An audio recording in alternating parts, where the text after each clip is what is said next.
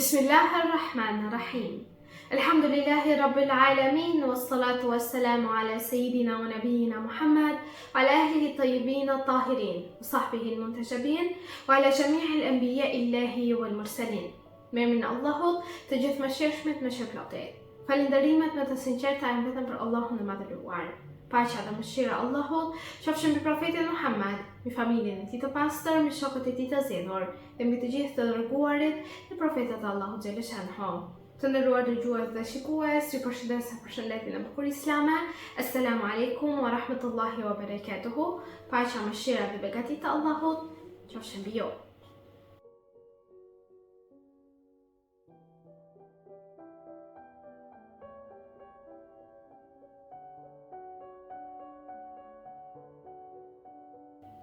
Njerëzimi gjatë gjithë historisë ka pasur nevojë jo vetëm për ligje dhe udhëzime, por edhe për prijës që t'i ruajnë, t'i shpjegojnë dhe t'i zbatojnë fjalët që kumtohen në librat hyjnor. Allahu i Madhëruar në urtësinë e tij nuk i dha popujt pa udhëheqës hyjnor. Ashtu siç caktoi profet për të udhëzuar njerëzit, ai caktoi dhe trashëgimtar të denj që të ruanin mesazhin e shpallur pas largimit të profetëve. Kjo traditë hyjnore arriti kulmin e saj në Islam, fenë e fundit dhe të përsosur. Ngjarja e Ghadir Humit është një prej ngjarjeve më madhështore në historinë islame. Ajo nuk është thjesht një ndalesë gjatë kthimit nga haxhi i lumtumirës i profetit Muhammad dhe të gjithë ndjekësve të tij, por një moment vendimtar që përcaktoi të ardhmen e ummetit islam pas atij haxhi të lumtumirës.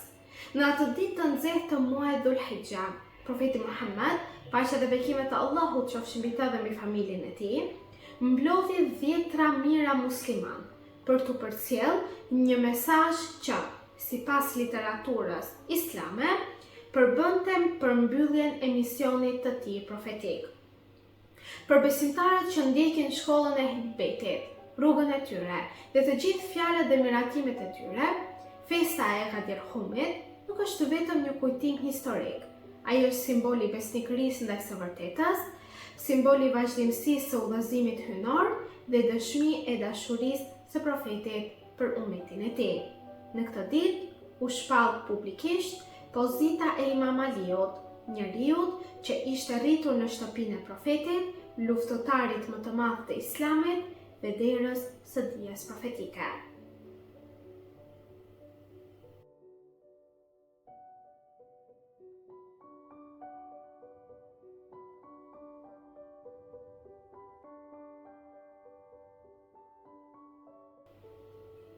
Të dashur vëllezër dhe motra, për ditën e sotme do ju ftoja të ndiqnim së bashku surën e 85 të Kuranit famëlar, e cila është surja Buruj.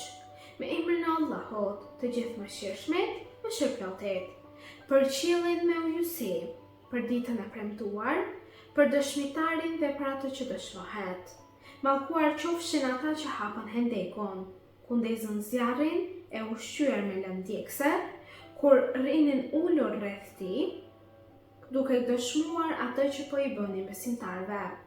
Ata i munduan besimtarët vetëm pse këta i besuan Allahut të plotfuqishmit, të denjit për çdo lavd, të cilit i përket pushteti i qiejve dhe i tokës, dhe që është dëshmitari i çdo gjëje. Padyshim, ata që i përndikin besimtarët dhe besimtaret e nuk pendohen, i pret dënimi i xhehenemit dhe dënimi me djegje. Kurse për ata që besojnë dhe bëjnë vepra të mira, do të ketë kopshte nëpër të cilat rrjedhin lumenj. Kjo është fitoria madhështore. Vërtet, ndëshkimi i Zotit tënd është i ashpër. Vërtet, ai e zëfill krijimin dhe përsërit ata. Ai është falës i madh, i dhëmshuri, zotëruesi i fronit të lavdishëm, vepruesi i gjithçkaje që dëshiron. Ai ke dëgjuar ndodhinë e ushtrive të faraonit dhe të fisit Thamud, e megjithatë, ata që nuk besojnë, vazhdojnë ta quajnë atë Kuranin të rënë, ndonë se Allahu është pas tyre e i ka në kontroll. Përkundrazi, ai është një Kuran i lavdishëm në pllakën e ruajtur mirë.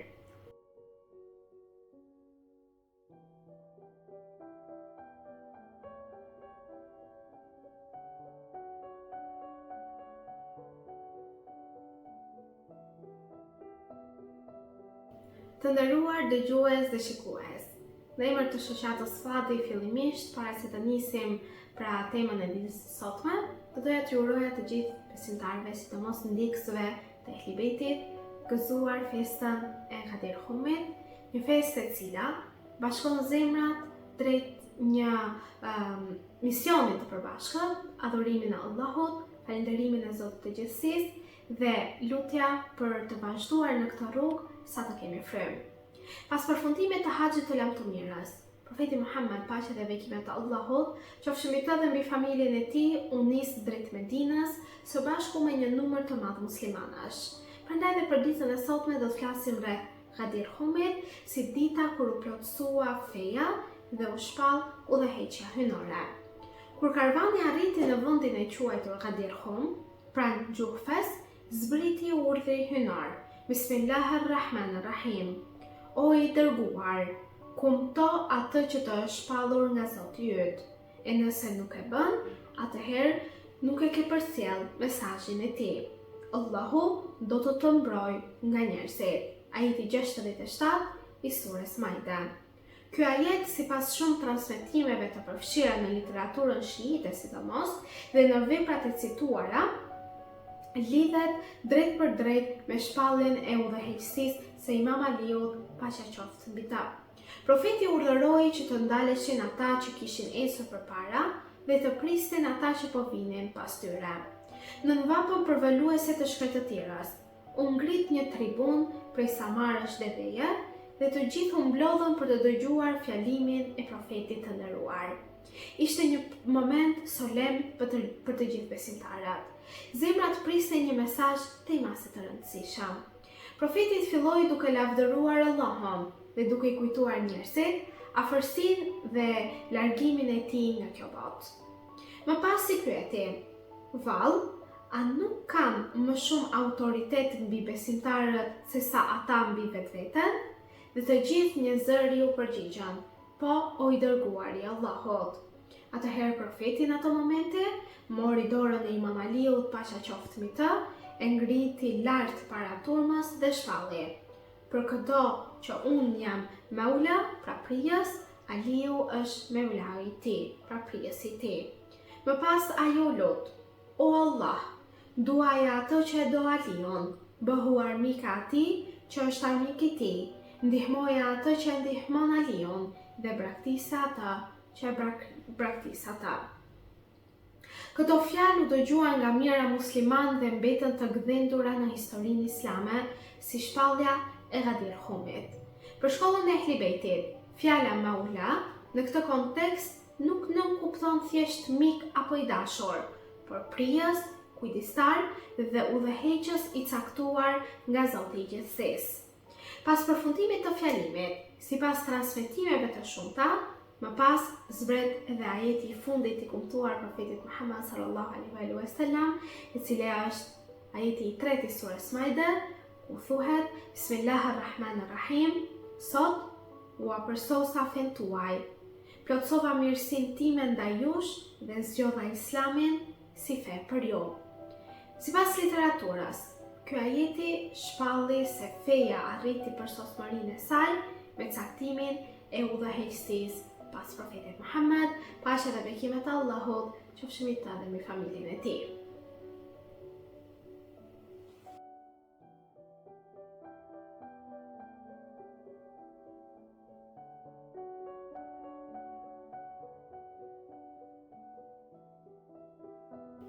Të dashur vëllezër dhe motra, Ghadir Hum nuk është çështje politike. Në thelbin e tij qëndron vazhdimësia e udhëzimit dhe ai udhëzimi hynor.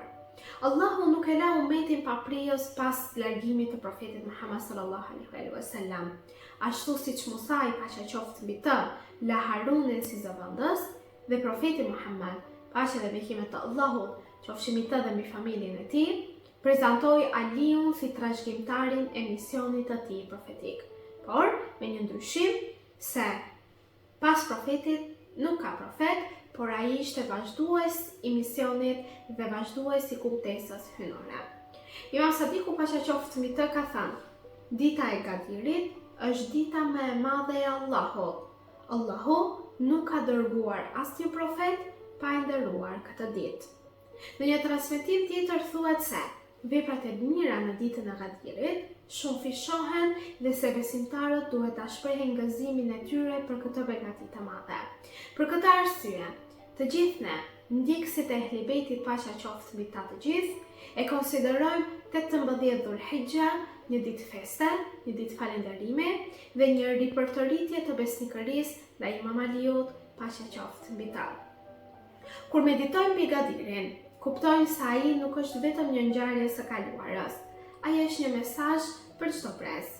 Në një botë ku njerëzit shpesh humbasin mes interesave, ideologjive dhe pasioneve, Ghadir Hum na kujton se udhëzimi i vërtet gjendet tek ata që Allahu i ka zgjedhur. Ai na mëson se feja e pastër nuk mund të ndahet nga udhëheqja e drejtë dhe se dashuria për Ehli Bejtin është pjesë e dashurisë për profetin Muhammad sallallahu alaihi wasallam. Imam Aliu, paqja qoftë mbi të, të nderuar dëgjues dhe shikues, ishte mishërimi i drejtësisë, i dijes, i sakrificës dhe i devotshmërisë. Ai ishte njeriu që fjeti në shtratin e profetit natën e Hijretit, heroi i Bedrit, Uhudit, Hendekut dhe Hajberit, dhe ai që nuk u përul kurrë para idhujve. Prandaj, nuk është çudi që Allahu e zgjodhi atë si vazhdim të rrugës profetike. Sot, pas më shumë se 14 shekujsh, kjo festë e madhe, festa e Ghadirit, vazhdon të jetojë në zemrat e miliona besimtarve. Ai mbetet një simbol i besnikërisë ndaj së vërtetës dhe një dritë që ndriçon rrugët e çdo besimtari musliman kudo që të jetë dhe që kërkon udhëzimin hynor. Çdo herë që përmendet Ghadir Hum, besimtarët kujtojnë fjalët e profetit dhe rinovojnë besën e tyre ndaj Imam Aliut dhe pasardhësve të tij të pastër. Prandaj, të dashur vëllezër dhe motra, Ghadiri nuk është vetëm një ngjarje historike. Ai është një beslidhje e përhershme mes qiellit dhe tokës, mes profecisë dhe imamatit, mes mesazhit dhe mbrojtësve të tij. Kjo ditë është dita kur feja u plotësua, ku mirësia e Allahut u përmbush dhe e vërteta u shpall para të gjithë njerëzimit. Dhe për sa kohë që zemrat e besimtarëve do të rrahin me dashuri për Allahun, për profetin, paqja dhe bekimet e Allahut qofshin mbi të dhe mbi familjen e tij, dhe jo vetëm, por edhe për Ehli Bejtin e tij të pastër, ky mesazh i Ghadir Humit do të mbetet i gjallë inshallah për gjithmonë. Edhe një herë duke ju uruar mbrojtjen e ndihmën e Allahut xhaleshanhu dhe duke ju uruar gëzuar festën e Ghadir Humit, tashmë ju përshëndes me përshëndetjen e bukur islame. Assalamu alaikum wa rahmatullahi wa barakatuhu. Paqja, mëshira dhe begatit e Allahut qofshin mbi ju.